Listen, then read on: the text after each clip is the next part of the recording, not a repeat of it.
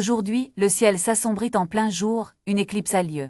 Mais comment les astronomes savent-ils, des siècles à l'avance, exactement où et quand elle va se produire? Dans cette vidéo, on va décortiquer le calcul précis d'une éclipse. Accrochez-vous, ça va être fascinant. Il existe deux types d'éclipses, l'éclipse solaire, où la Lune passe devant le Soleil, et l'éclipse lunaire, où c'est la Terre qui projette son ombre sur la Lune. Une éclipse se produit quand le Soleil, la Terre et la Lune sont parfaitement alignés. Si c'était aussi simple, on aurait une éclipse à chaque nouvelle Lune, tous les 29 jours. Mais l'orbite de la Lune est inclinée d'environ 5 degrés par rapport à celle de la Terre autour du Soleil. La plupart du temps, la Lune passe légèrement au-dessus ou en dessous de l'alignement parfait. L'éclipse n'est possible qu'aux deux points précis où les deux orbites se croisent, les nœuds lunaires. Ces nœuds ne restent pas fixes, ils se déplacent lentement, à cause d'un phénomène appelé précession. C'est justement cette précession qui rend le calcul des éclipses aussi subtil.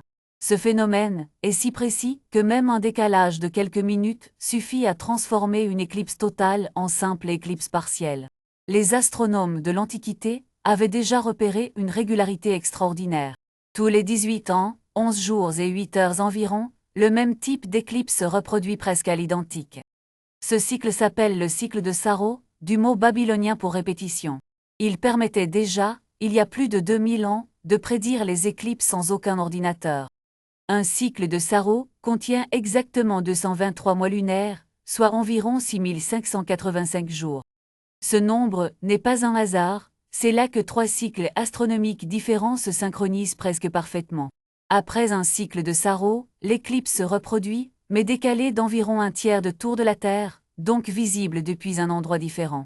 Pour calculer une éclipse avec précision, il faut modéliser l'ombre portée par la Lune. Cette ombre a deux parties, l'ombre totale appelée l'ombre, et une zone plus large, la pénombre. Dans l'ombre, le Soleil est complètement caché, dans la pénombre, il n'est que partiellement masqué. Cette ombre ne mesure, parfois, que quelques centaines de kilomètres de large sur la Terre. Le bord de cette ombre se déplace à la surface de la Terre, à plus de 1700 km/h. C'est pourquoi une éclipse totale ne dure jamais que quelques minutes en un lieu donné. En dehors de la zone de totalité, on observe une éclipse partielle, où la Lune ne masque qu'une partie du Soleil. Le Soleil est environ 400 fois plus grand que la Lune. Mais par un hasard cosmique, il est aussi environ 400 fois plus loin. Sans cette coïncidence, on n'aurait jamais d'éclipse totale, seulement des éclipses annulaires. C'est pour ça que, vu depuis la Terre, le Soleil et la Lune ont presque la même taille apparente. L'orbite de la Lune n'est pas parfaitement circulaire, donc sa distance à la Terre varie légèrement.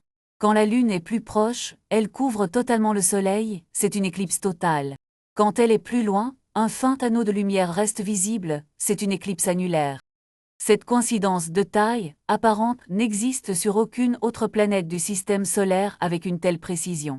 Aujourd'hui, les astronomes utilisent des éphémérides, des tables de position ultra précises des astres. Ces éphémérides s'appuient sur les lois de Kepler et sur des siècles d'observation.